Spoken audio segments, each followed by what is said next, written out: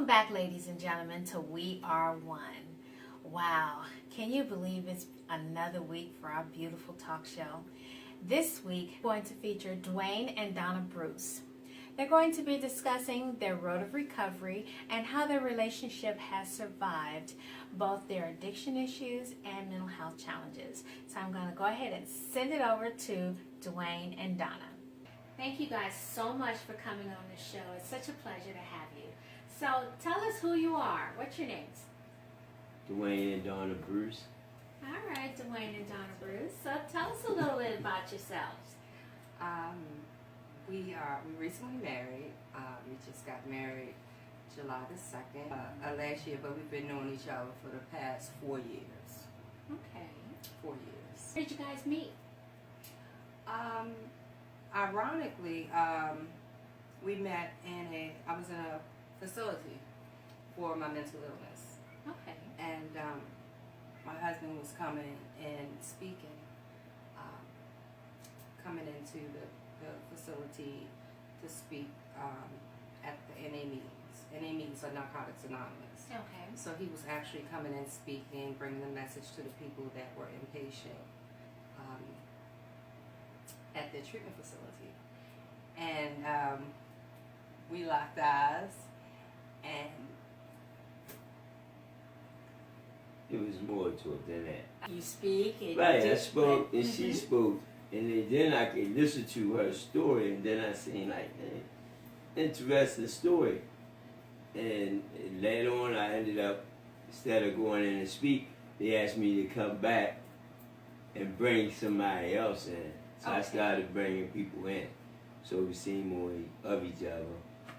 And went on, and she had called me when she got a chance to make a phone call. We talked for a while over the phone. a long time over the phone. Probably at least 5 or 6 months we were communicating over the phone.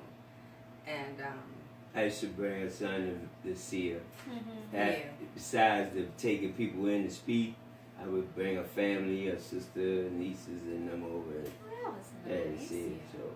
So what about her story was so interesting that got you interested in her as an individual? But actually, it was a lot. We was going through the same situation at the time, Oh. and I listened to where she was at before she ended up in there. Okay.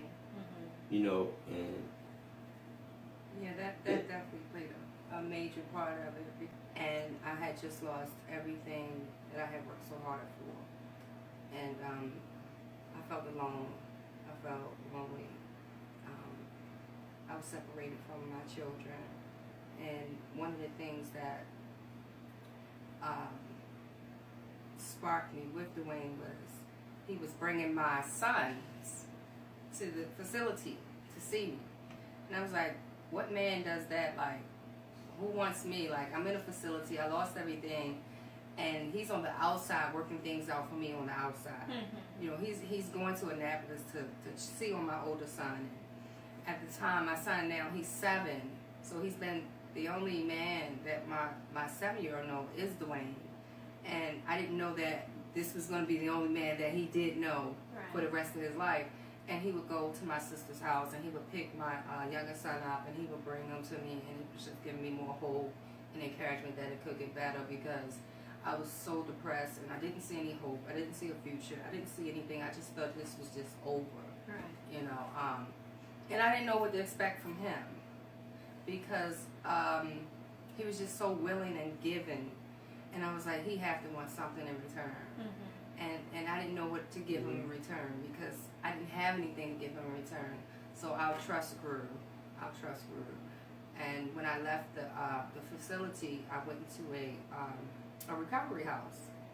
And he kept coming around. He kept showing up. He showed up at the recovery house and supported me through the whole recovery process.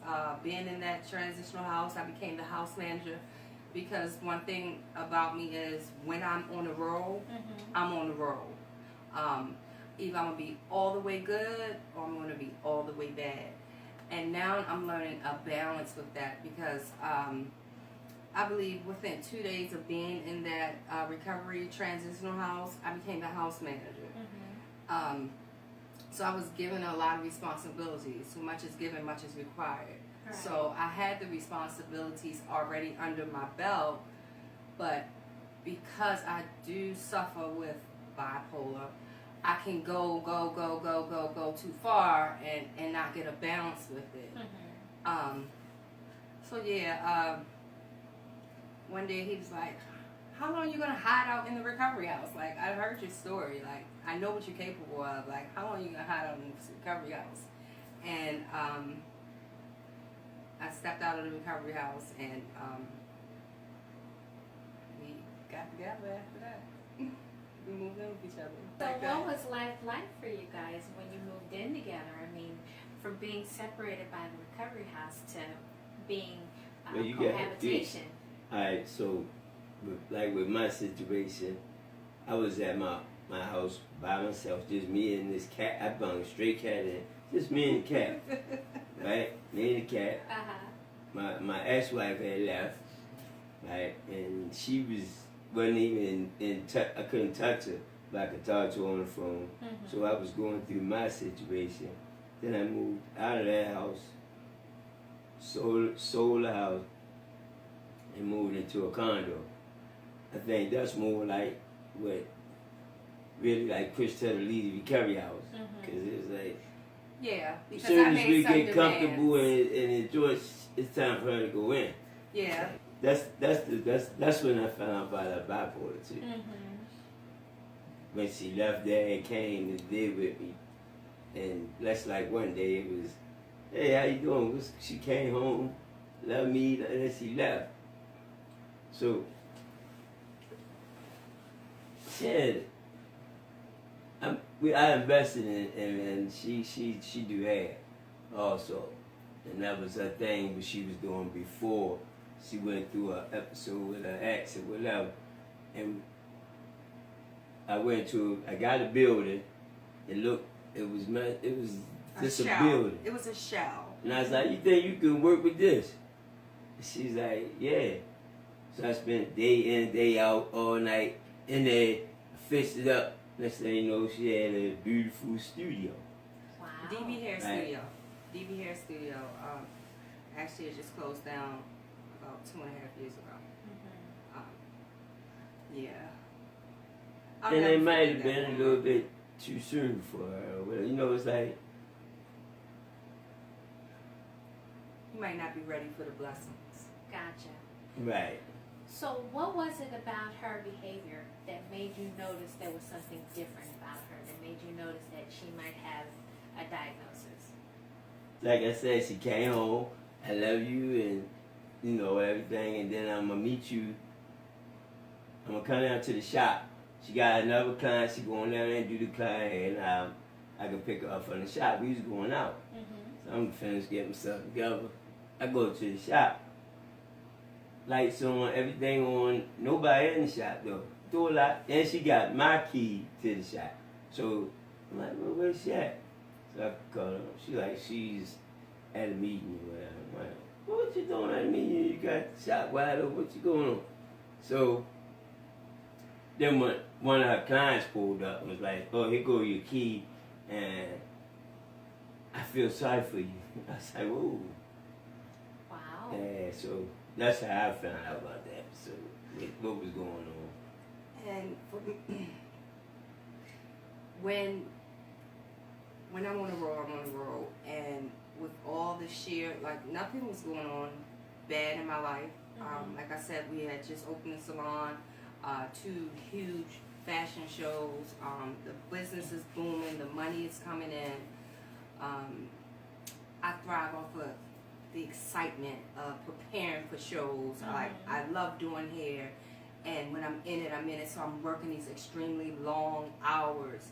So I'm in the shop from 10 in the morning till 11 at night, and I'm constantly going and just very successful at it. But I don't have a balance. I'm not taking time for myself. I'm not taking my medication. Mm-hmm. It wasn't even so much the money. It's the feeling of just this, I gotta go, I gotta do this, and then I'll crash. So when I crash, alcohol comes into play because now I need something to calm me down because I've been going and going and going and going, and I'll make these irrational, sporadic decisions. I suffer with the disease of addiction as well as a mental illness, which is like a taboo in the black community because we don't talk about mental illness. Right. Us as black women do not say, I suffer with anxiety. And so you suffer with the disease of addiction, and then you go to the hospital and they say you have bipolar. Then you stay clean for a certain period of time, and they say you don't have bipolar, you suffer with PTSD. I have to do a thorough personal history and go all the way back to my childhood. And they see that there was a lot of trauma in my childhood. Right. So now you have the drugs giving one signal, and then you tell me I have a chemical imbalance, but you can never get a true diagnosis until I'm actually clean and off of drugs. Right. I've been on Wellbutrin, I've been on Seroquel, I've been on Lexapro, I've been on Depakote. So now I'm on Elazapran, 0.5 milligrams. 0.5. For you. It calms me down. It doesn't have me along with seeing a therapist. So I'm taking my medication along with seeing a therapist. So a lot of those times I was taking medication, but I wasn't seeing a therapist. So the issues were never being addressed of why I make the sporadic decisions I make, or why I feel sometimes I still need to measure up to what I don't know. Right. Not Not accepting that God gave me this gift and like I'm this beautiful person inside. And my husband he helped me see that. I'll never forget, he told me, it's nothing wrong with you. And I feel like I'm going to cry because all my life I heard, you're crazy. Something wrong with you. And I meet this man and say, it's nothing wrong with you. You're okay. I love you. And accept me for if I'm running around the house constantly cleaning up, or I done went shopping and bought stuff, and like now, those are part of my PTSD or bipolar. I don't know which one it is. I don't even claim them anymore. I just take the day at a time because I'll get all 5 pair of shoes.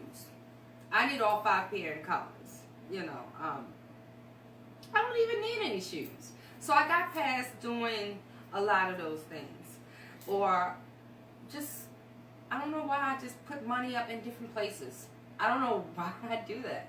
Like, I'll go for my husband. Remember that day he just found all this money? Oh, boy. Like, I went, well, after the not taking the medication, and she went on her binge, and she got full-blown out of control. And one day I was saying, well, look, I don't know what to do for you. I ain't never been in this situation before. I ain't never dealt with nothing like this. I love you, but you gotta go. Right? And she's like, okay, I can go. And she turned the chair over and went down in the chair, and she came out with a whole bunch of money. So I'm like, well, what you doing? I knew. I saved my money so I can go do whatever I want to do with it. I was like, oh, so you've been saving. So then I go in the chair and I find some more. And, she had stuff stashed. Like, it was like, that's when I seen, like, how dangerous this mental illness is. With the disease because it was signs I was saying, but I was ignoring them. I was thinking it's normal. But now, it's so much under control. Thank God for that episode. We lost the condo. We lost a house. We lost several cars. Range Rovers, Audis. It's not even the point of what car or whatever, but we lost so much. And God gave it all back 10 times 4. We got another beautiful home, which we had 2. It's like God just gave it all back. And without the drama, without the mental illness, I don't know what you want to call it. What would you call it when it's in effect, when it's active? Symptoms are right, when they so like, it's not none of that going on now, and it's more prayer going on. Okay. Right? it's less medication being taken, but more being accomplished and more being achieved, more peace in the house. Okay. Right? So Besides medication and prayer, what other coping skills are you using to manage your mental illness? And the only reason why I brought that up is because I believe you. A lot of prayer has helped me as well manage mine. And I'm addressing it like this because a lot of times, and I don't know if you personally have heard this, but a lot of times those of us who live with mental illness, will hear, well, if you pray, God will take that away from you. God will make it stop. And while I believe, boy, do I believe that God will heal everything. He also put that's medication in place. But Yeah, he also put therapists in place, and he also gave us or allowed us to keep what we have because he wants us to teach others, because he wants us to show by example. So I'm not saying that prayers, and please don't get me wrong, I'm never saying that prayer is not a good thing. Prayer is a wonderful thing. I was wondering what other coping skills that you use as well, along with that. Open communication. Yes. Open communication, and she come to me, question me, talk to me. I ask her questions, and when I see certain signs or like when I walking, see it's too much, she too busy, you need to calm down. Leave that alone. Nope, don't do that. So I got. It's like from the experience of it getting out of control, it helps for me to see it, catch it, and it's like I can see it coming, even when she can't. But he wasn't. So, He wasn't this nice about it. We've started discipleship classes, and we also did premarital and marital counseling.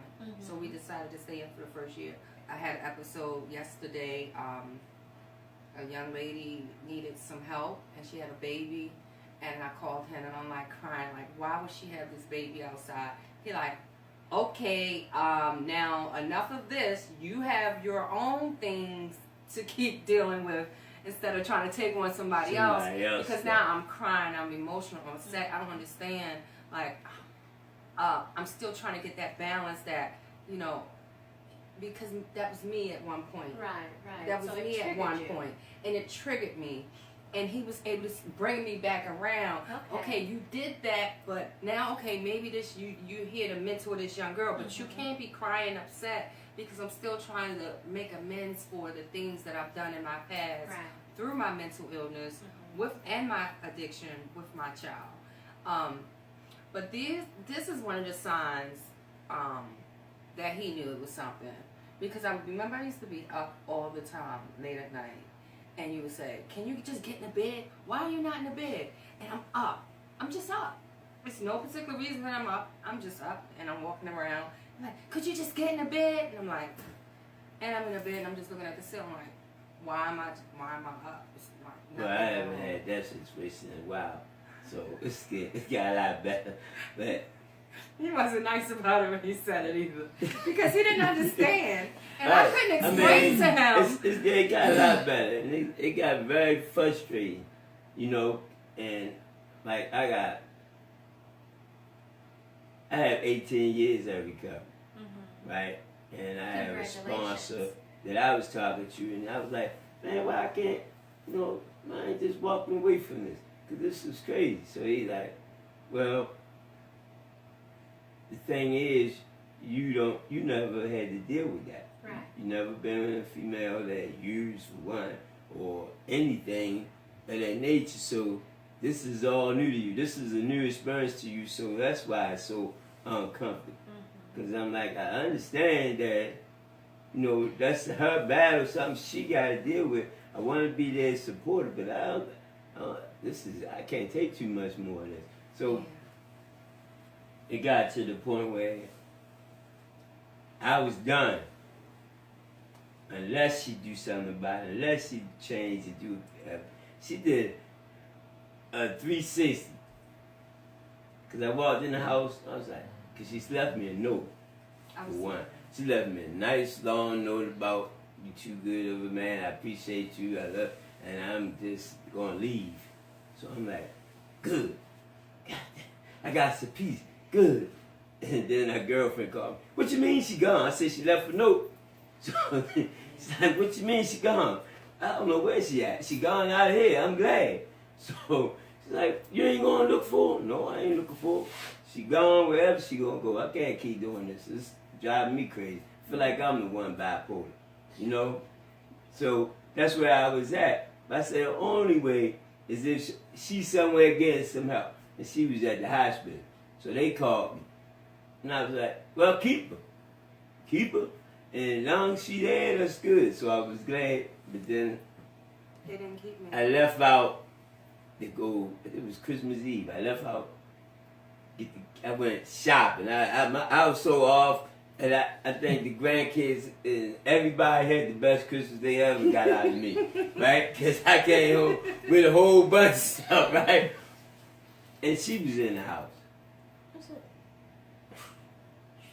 I started walking back out the door, right? Then I sat on the couch.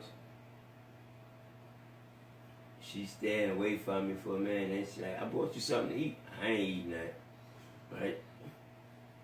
Then I noticed she wasn't moving around and all that. She wanted to just be in the house. So I'm like, she go upstairs, she went to bed. I was like, yeah, that's what she better been doing. I'm still on my little edge. But at the same time, that was the last time she had an episode. Mm-hmm. That was 2015 Christmas Eve. Okay. So that's over a year now. Mm-hmm. So I'm not upset. I ain't mad. I'm actually glad I did stick through it with her. But right? I didn't know that I didn't know that it was affecting him like that. Mm-hmm. I just found out like how it affected him. And the things that he was going through. Like my girlfriends would call me. I have 2 girlfriends, and they would call me and they would tell me like the pain that he was in, and I never knew that it affected him, you know, the way it did. What cleared everything up and made everything better? You said she came home, she finally went to bed, and did that make you? I mean, you guys were able to come up with a routine to make things better. No, she took her steps of going to get help, got help, and I seen the difference. Mm-hmm. You know, I seen the effort, so I left it alone and watched it all develop. Because I know I prayed once she wrote the letter and all. I prayed and I was like, "Is this God like telling giving me some peace?" Mm-hmm. Instead of having me going, because I'm lost. I'm just as lost, probably more lost than what she was. Right. So then when I seen the turnaround, I just sat still. And supported her, continued to support her like I always was trying to do, because she was taking the effort. Mm-hmm. And that's how it got better. So today, you guys are really happy. I see you both smiling. Yeah, he's talking about the turnaround. So, how are you guys doing today? How are you guys doing today? Oh, wow. Let's see. So within a year, I'm a certified peer recovery specialist.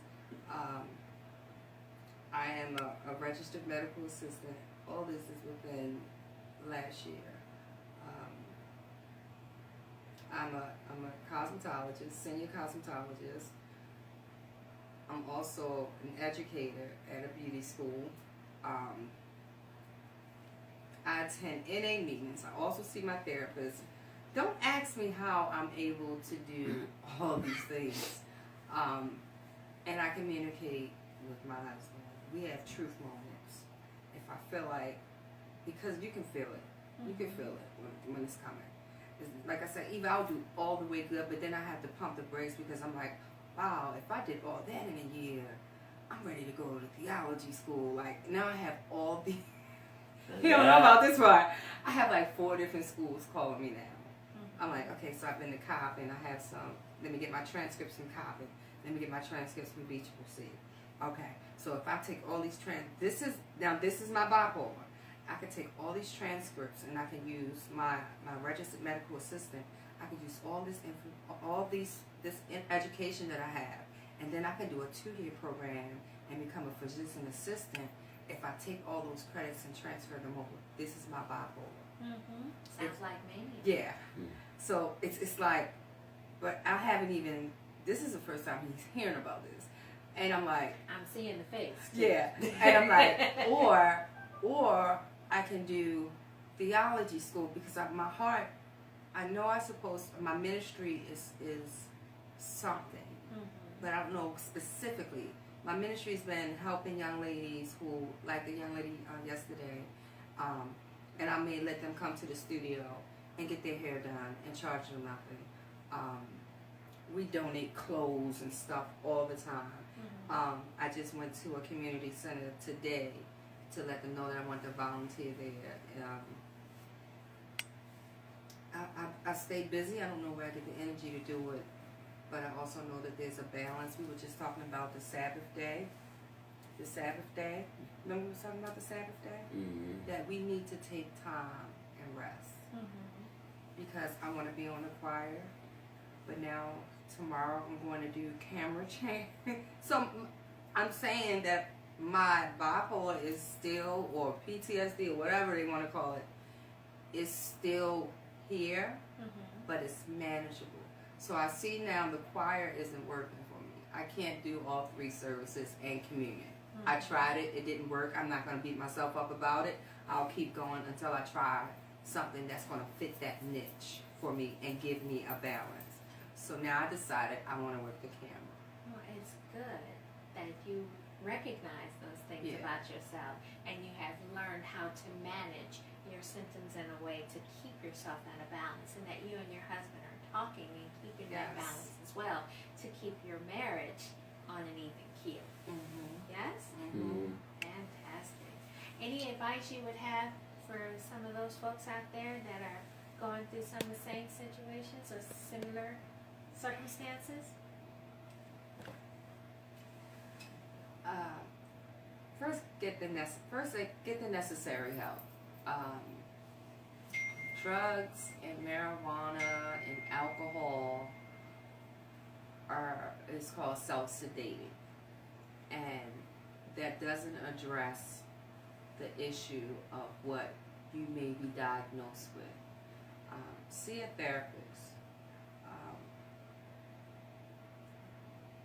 therapist. Talk to someone.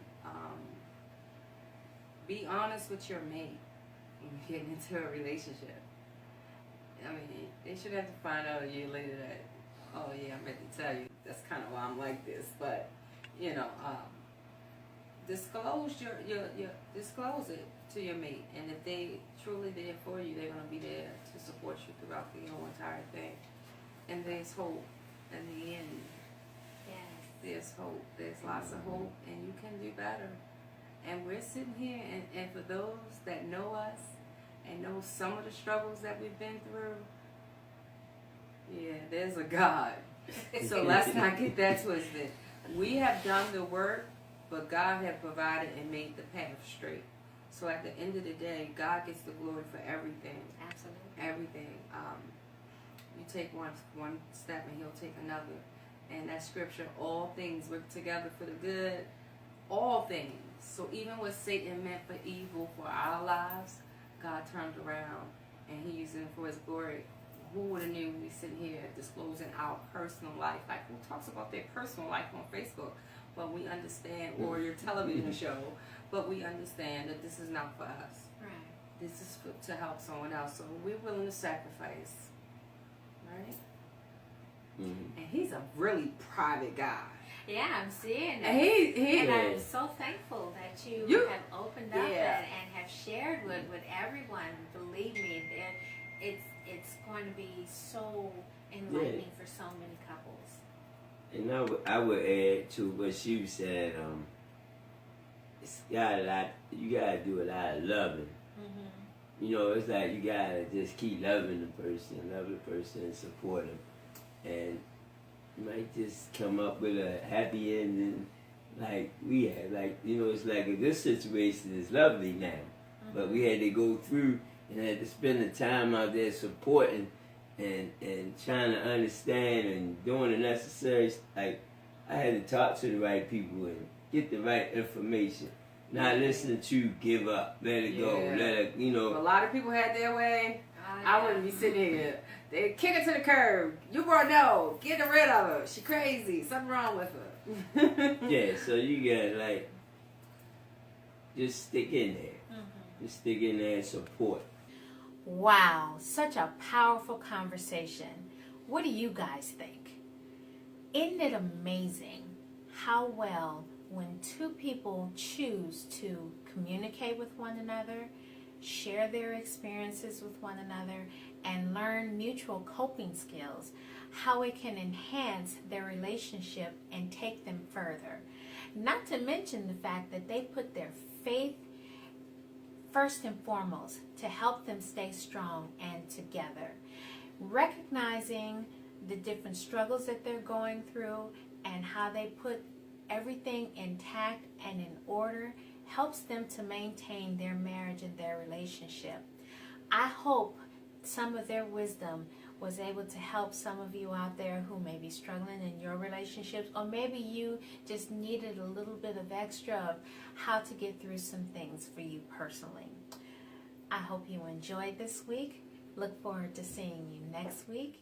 Till that time, love on you, take care of you, and I'll see you later.